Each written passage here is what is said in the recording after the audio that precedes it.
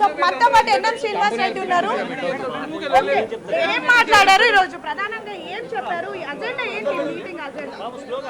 ఈ రోజు రాష్ట్ర చరిత్రలోనే ప్రతిష్టాత్మకంగా బీసీ కులగణన అసెంబ్లీలో ప్రవేశపెట్టడము, 30 ఏండ్ల కళ ఎస్సీ వర్గీకరణ దాన్ని కూడా సభలో ప్రవేశపెట్టడము, దాని గురించి ఇది తెలంగాణలో గ్రామ గ్రామానికి ఎట్లా తీసుకెళ్ళాలి, దాని కార్యాచరణ ఎట్లుంటుంది, రేపు కాంగ్రెస్ శ్రేణులు కావచ్చు, ఎమ్మెల్యేలు కావచ్చు, మంత్రులు కావచ్చు, ఎవరైతే కావాలని అపోహ సృష్టిస్తున్నారో, ఇంత మంచి పని చేస్తున్న కాంగ్రెస్ పార్టీ మీద దుగ్గుతోటి బురద జల్లే కార్యక్రమం చేస్తున్నారో వాటికి ధీటుగా సమాధానం చెప్పాలన్న విషయాన్ని ఈరోజు చర్చించడం జరిగింది. అంతేకాకుండా ఈరోజు సిఎల్పి సమావేశంలో భాగంగా ఎమ్మెల్యేలు అందరూ కూడా గత సంవత్సరంలో కాలంలో తమ కాన్స్టిట్యున్సీలో జరుగుతున్న అభివృద్ధి పనులు ఇంకేమైనా బ్యాలెన్స్ ఉన్నాయా, దానికి ఏమన్నా ఫండ్ రిక్వైర్మెంట్స్, వాటి గురించి కూడా చర్చించడం జరిగింది.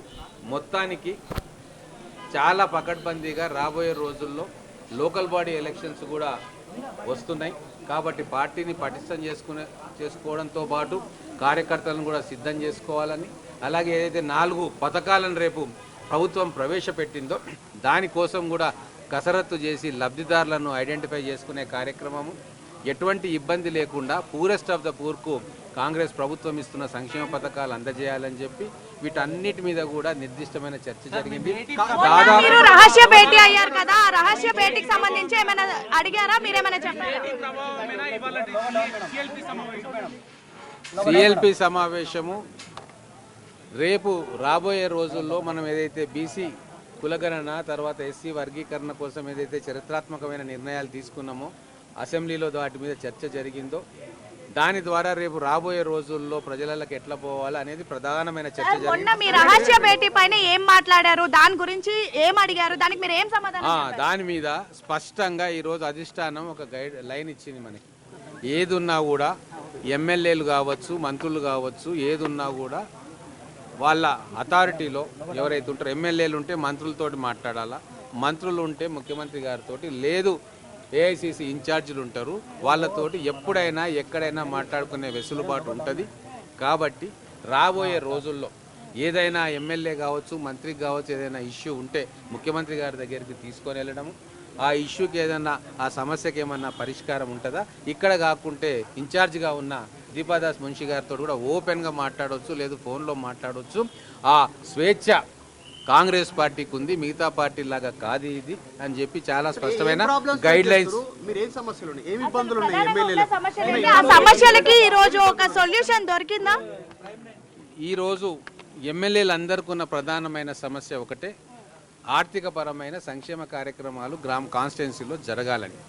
దానికోసము బట్టి విక్రమార్క గారు కూడా ఒక ఫుల్ ప్రజెంటేషన్ ఇవ్వడం జరిగింది.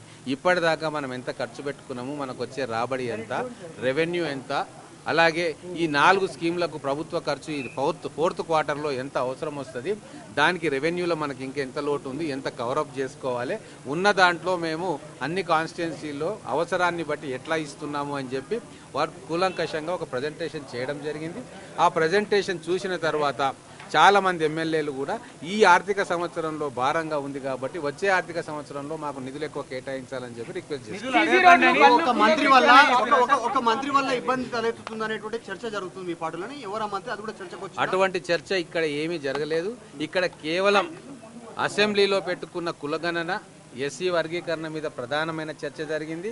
వాటి మీద దామోదర్ రాయనరసింహ గారు, పొన్నం ప్రభాకర్ గారు డీటెయిల్గా ఆ కులగణన ఎట్లా జరిగింది, ఎంత పకడ్బందీగా జరిగింది, రేపు ఎమ్మెల్యేలు ప్రజల్లోకి పోయి ఎవరైతే బురద జల్లాలే కావాలని వాళ్ళ రాజకీయ పబ్బం కట్టుకోవడానికి ఒక మహత్తరమైన కార్యక్రమాన్ని కించపరిచే విధంగా చూపే కార్యక్రమం చేస్తున్నారు కాబట్టి వాళ్ళకు ధీటుగా ఎట్లా సమాధానం చెప్పాలో వాళ్ళు డాటాతో సహా వారు వివరించడం జరిగింది. తర్వాత ఎమ్మెల్యేలు కూడా వాళ్ళకున్న కాన్స్టిట్యున్సీలో నియోజకవర్గంలో ఏవైతే ఇష్యూస్ ఉంటాయో, ప్రజా సంబంధమైన ఇష్యూస్ కావచ్చు, లేదు ప్రభుత్వ కేటాయింపులకు సంబంధించిన 1-2 ఇష్యూస్ కావచ్చు, కొంతమంది ఎమ్మెల్యేలు ప్రస్తావన చేసిండ్రు.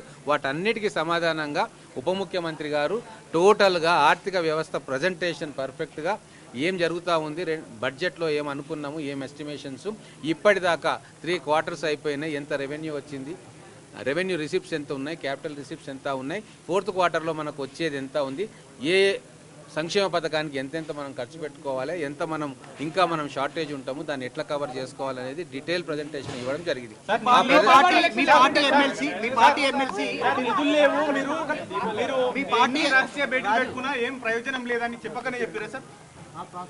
నువ్వు వచ్చి లోపల కూర్చున్నావా, మరి ఎందుకు అడుగుతున్నావు? నీకు తెలిస్తే నేను చెప్పేది వినాలి.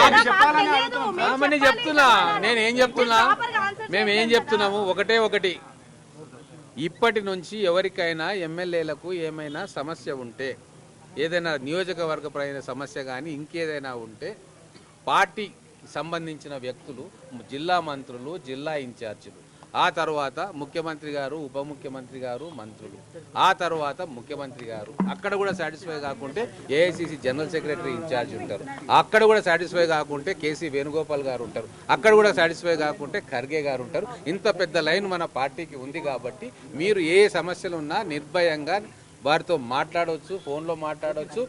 అపాయింట్మెంట్ నేనే ఇప్పిస్తా అని చెప్పి సీఎం గారు కూడా అనడం జరిగింది. ఎమ్మెల్సీ రెడ్డిలను తిడుతూ కొన్ని వ్యాఖ్యలు చేశారు, దానిపైన మీ అభిప్రాయం ఏంటి? నా అభిప్రాయం ఏముండదు, పార్టీ అభిప్రాయము. ఈరోజు పార్టీ దీపాదాస్ మున్షి గారు కూడా పార్టీకి నష్టం కలిగించే వ్యాఖ్యలు చేసే ఎవరైనా ఉంటే వాళ్ళ మీద షోకాజ్ నోటీస్ ఇచ్చిండ్రు లేదా ఇస్తారు అని చెప్పడం జరిగింది. ఖచ్చితంగా రిప్లై తర్వాత పార్టీ అధిష్టానం వారు ఇచ్చే రిప్లైని చూసి నిర్ణయం తీసుకుంటారని చాలా స్పష్టంగా చెప్పింది. ఇదే పరిస్థితి. మొత్తానికైతే కొంతమంది ఎమ్మెల్యేలు తమకు నిధులు ఇవ్వడం లేదు, సరిపడా నిధులు నియోజకవర్గానికి ఇవ్వడం లేదు అంటూ ఈరోజు ప్రధానంగా సమస్య చెప్పారు. సో ఆ నిధులకు సంబంధించినటువంటి మ్యాటర్ పైననే ఈరోజు డిప్యూటీ సీఎం బట్టి విక్రమార్కతో పాటు Ponnam Prabhakar power point presentation ఇచ్చారు. పవర్ పాయింట్ ప్రజెంటేషన్లో ప్రధానంగా గత ప్రభుత్వం ఎంత అప్పులు చేసి వెళ్ళింది, ప్రస్తుతం కాంగ్రెస్ ప్రభుత్వం ఉన్నటువంటి బడ్జెట్ ఎంత, ఆర్థిక సమస్యలు ఏ విధంగా ఉన్నాయి, ఇప్పటి వరకు ప్రభుత్వానికి వచ్చిన నిధులు ఎన్ని, ఆ నిధులు ఏ నియోజకవర్గానికి ఎన్ని ఇచ్చారు, ఎంత ఖర్చు జరిగింది, పథకాలకు ఎంత అమలు పరిచారు, వీటన్నిటికీ సంబంధించి ఈరోజు ప్రధానంగా పవర్ పాయింట్ ప్రజెంటేషన్ అయితే జరిగింది. అదేవిధంగా మరికొద్ది రోజుల్లో ఏదైతే సభ బీసీ కులగణనకు సంబంధించినటువంటి సభ సూర్యాపేటలో ఉండనుంది. దానికి రాహుల్ గాంధీని ఇన్వైట్ చేయడానికి ఈరోజు రేవంత్ అండ్ టీం ఢిల్లీకి బయలుదేరారు. మరొక వైపు మెదక్లో తూర్పు తెలంగాణ వైపు మరొక భారీ బహిరంగ సభ ఏర్పాటు చేయనున్నారు ఎస్సీ వర్గీకరణకు సంబంధించి. సో దానికి చీఫ్ గెస్ట్ గా ఖర్గేని పిలవనున్నారు. సో ఈ రెండు అంశాలను దృష్టిలో పెట్టుకొని అండ్ ఈ రోజు జరిగినటువంటి పరిణామాలు, అదేవిధంగా ఆ కులగణన ఏ విధంగా చేశాము, అది తెలంగాణకు ఏ విధంగా ఉపయోగపడుతుంది, వీటన్నిటికీ కూడా సంబంధించి అటు హైకమాండ్కి చెప్పడానికి కాసేపటి క్రితమే నేరుగా 5:30 గంటల పాటు సుదీర్ఘ సమావేశం, సుదీర్ఘ ముఖాముఖి కార్యక్రమం తర్వాత నేరుగా ఇదే ఎంసీఆర్ హెచ్ఆర్డి నుంచి బేగంపేట ఎయిర్పోర్ట్కి రేవంత్ రెడ్డి వెళ్లారు. అక్కడి నుంచి నేరుగా ప్రత్యేక విమానంలో ఢిల్లీ వెళ్ళనున్నారు. ఢిల్లీలో మాత్రం ఈరోజు కీలకమైనటువంటి అంశాలు చర్చించనున్నారు. అదే సమయంలో ఇన్ కేసు ఈరోజు రాహుల్ గాంధీ అపాయింట్మెంట్ ఇస్తే ఈరోజు రాహుల్ గాంధీతో మీటింగ్ ఉంటుంది, లేదంటే రేపు ఉదయం మీటింగ్ ఉంటుంది. మీటింగ్లో ముఖ్యమంత్రి రేవంత్ రెడ్డి, మున్షి, టీపీసీసీ చీఫ్తో పాటు ప్రధాన ఇంపార్టెంట్ ఉన్నటువంటి కొంతమంది మంత్రులు కూడా పాల్గొననున్నారు. సో ఇందుకు దీన్ని బేస్ చేసుకొని అటు కేబినెట్ విస్తీర్ణకు సంబంధించి కూడా మాట్లాడనున్నారు. మొత్తానికైతే కాంగ్రెస్లో ఏడాదిన్నర నుంచి ఎన్నో లోపల సమస్యలు పెట్టుకున్నటువంటి ఎమ్మెల్యేలు, అదేవిధంగా ఉన్నటువంటి డిస్టర్బెన్సెస్, చేయవలసినటువంటి పనులు అన్నిటికీ కూడా ఈరోజు ఈ ఒక్క మీటింగ్తో ఫుల్ స్టాప్ పడిందనే చెప్పుకోవచ్చు.